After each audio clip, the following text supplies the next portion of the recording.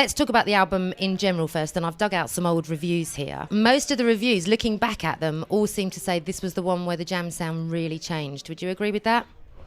Yeah, I mean, cause at the time, I can remember I think Going Underground was before this album, I think, anyway, and that was kind of like the culmination of the jam sound as such, is what we the kind of sound we'd built up over the sort of 2 or 3 years or whatever. But I felt we'd sort of done that sound and we took it as far as we could, and I was kind of looking, and indeed we were all looking to try and take it somewhere else. So and I think that's what this album, Sound Effects, was born out of, that really, us looking to try and find something else, some different sound, and move on a little bit, really. Some people have said that the album owes a lot to the Beatles and in particular Revolver. Other people say there's more of a soul or an R&B influence in this. Is either or both or neither of those statements correct, would you say? Definitely Revolver, because I remember me and Bruce, we did an American tour before we started making this record, and we just listened to Revolver constantly on the bus for like sort of 3 or 4 weeks or whatever. So which is probably why Start is quite similar to Taxman, but yeah, we were just mad for that record and just the sound on it. So that definitely went into it.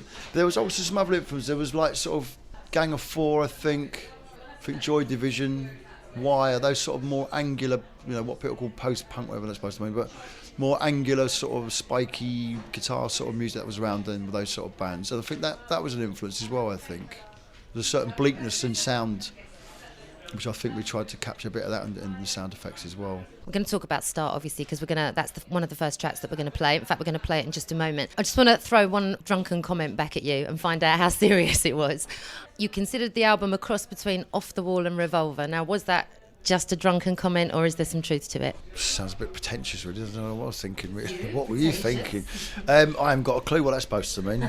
I did like Off the Wall. I thought it was a great record, and I was listening to that around the same time, but I don't know what bearing it has on this record. I'm not sure. Okay, first track, Starts, which was your second number one single for the Jam. The obvious reference to Taxman, we've got to address that first. So deliberate, accidental, because it came in for a lot of stick for that initially, and then, you've obviously said since then that the whole album, Revolver, was a big influence anyway. Yeah, no, totally. I mean, I don't know if we were particularly trying to hide it. I mean, obviously it's influenced by Taxman, but it's the days before sampling, isn't it? We were kind of sort of doing live sampling then. Well, the influence is obviously there, but it was also, in my mind at least anyway, it was kind of a bit of sort of JB as well, a bit of James Brown in that as well, I thought. I could even hear a bit of James Brown in Taxman, you know what I mean? It's all, music's cyclical, it's hard to say where it all comes from, isn't it? Because you can trace it all back, can't you, You know what I mean, Trace? So, second number one single, and the record company didn't want to go with this one, did they? You really pushed for this to be the next single. Yeah. How hard was that to get your own way? It wasn't too difficult because we were very, very successful, and when you're successful, you can kind of get away with most things. Really, you're allowed to have your say. But they wanted to go Pretty Green first. That was their first choice. But I just thought Start was different. I thought it was a real departure from like Going Underground and Eating Rifles and all the stuff that people are sort of known us for. But it wasn't too difficult. It was okay. They were fine about it, I think. And you didn't consider releasing Pretty Green as a single later? Back in those days, which I sort of kick myself sometimes, but in those days I thought taking one single off an album was a cop-out. I've been brought up on the Beatles, and their singles were, most of their singles up to like 60, 67, 68 maybe, were never on albums. They were a separate thing, and that was what I was brought up, and I thought that's what bands did. I thought you made an album and you made a single. So for me, even to have one single off an album was a little bit of a cop-out. But looking back on it now, I mean, there's kind of about sort of half a dozen songs could have been number one top singles, I mean, that's Entertainment. I think they wanted to release that, but I was like, no, because one single was enough from the album, really, which is a bit strange, really, looking back on it. But that's how I felt at the time, really. Okay, time for the second track from today's classic album. My guest is Paul Weller talking about the Jam and sound effects, and we're going to play That's Entertainment now, which is one of the most, if not the most, successful single in this country on imports alone. Is that right? Apparently so, yeah.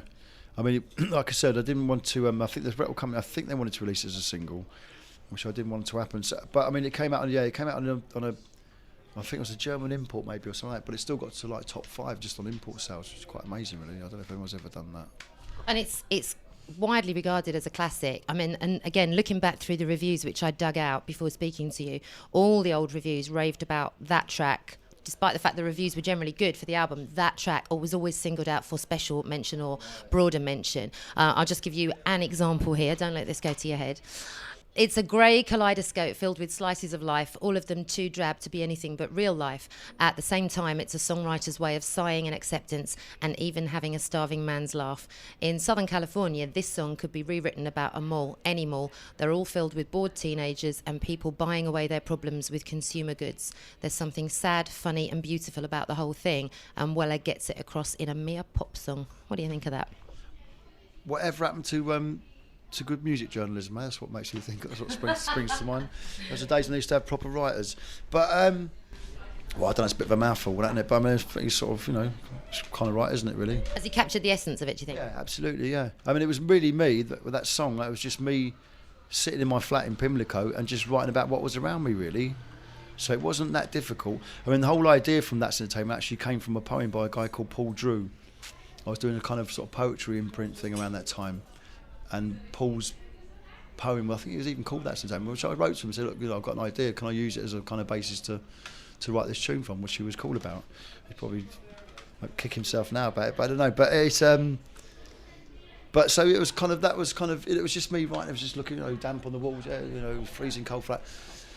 It was just all those things. It was kind of, so in some ways it was quite easy to write, really, because it was just, it's just literally just looking around you and that. And I love the simplicity of it, because it's like, without getting too muso, but it's only got like 4 chords in the whole thing, and it just goes round and round, like a folk song almost.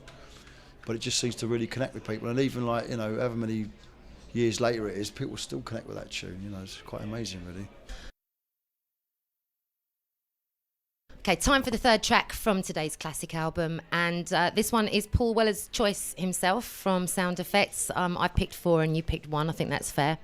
Yeah. Okay, and you've exactly, you've picked Monday. Why have you chosen this one in particular?